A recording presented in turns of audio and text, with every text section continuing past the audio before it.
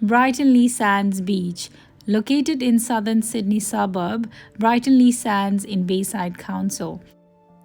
Nature is mysterious, and that day I was on my way prepared to unfold those. It wasn't a place that I'd never been before, but my purpose certainly was.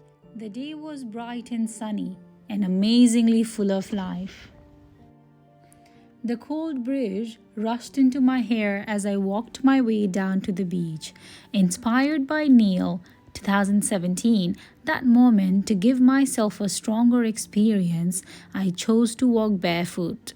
The first step into the sand was ticklish. In the second, I felt the warmth in my skin. The third felt like freedom, and then my walk to rediscover the nature began. I paid less attention to the people doing, but more to my being in that place. The dry, loose sand grain under my feet failed to keep my attention for long when the green vegetation on the back of the beach caught my eyes. They beautifully grew in different shades, a perfect portrayal of perseverance, strength, and existence. I stopped and took a minute to touch, feel, and observe. The calm waves of ocean gushed in a rhythmic pattern. It appeared as if the sky above it or the wind along its surface controlled its motion. The steady, palpitating waves led me to sense my own blood rushing through my veins and hear my pulsating nerves. The indistinct chirping of the birds felt like music. I sensed the intimacy forming between me and the nature, exactly like the way Anne Pellow described. As I bent down to touch the sugar crystal beneath my feet, I could feel the happiness of a kid in me.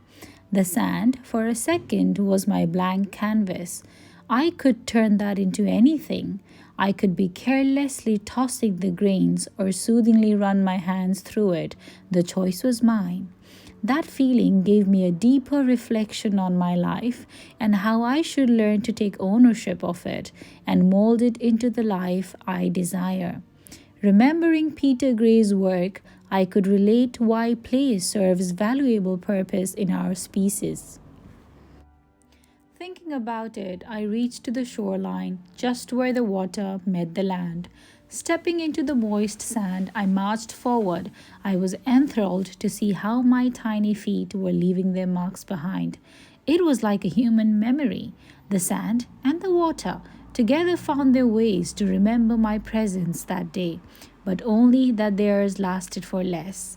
Each time the waves came crashing to the shore, it washed my footprints away, but left mesmerizing seashells scattered along the shoreline, which gave me chills as I realized that it too once had life attached to it. That thought enhanced my sense of smell. Suddenly, I could smell life in the water, the weeds, the sand dunes, and the aroma of pine trees in the surroundings. That just added to my satisfaction. I took a pause to admire the breakwaters built to block the waves and headed for a sun-kissed walk into the pines. Nature is self-sufficient, and the dried leaves from the pines give shelter to the birds. The strong wood from the trunk comes to human use, and this is only one aspect of life. With this thought in mind, I left that place in complete awe and with the biggest smile on my face.